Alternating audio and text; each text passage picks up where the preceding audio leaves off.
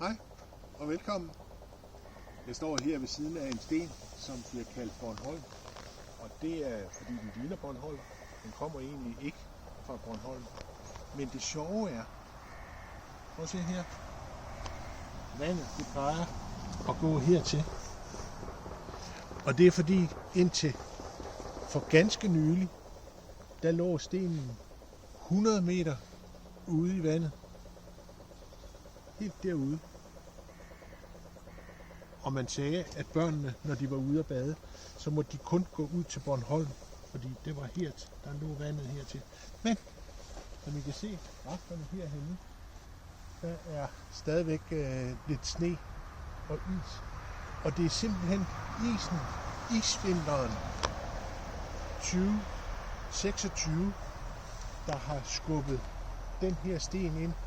Den har ligget derude i tusinder af år, men så fordi, at det blev isvinter, så blev den skubbet herind på land. Det synes jeg er ret fantastisk, at det kan ske i lille Danmark. I øvrigt, så står vi op ved Nykøbing Sjælland. Heroppe bagved, der ligger det gamle Anneberg. Der ligger en god frokostrestaurant, der hedder Fru Clausen. Og den skal vi også besøge i dag. Tak for nu.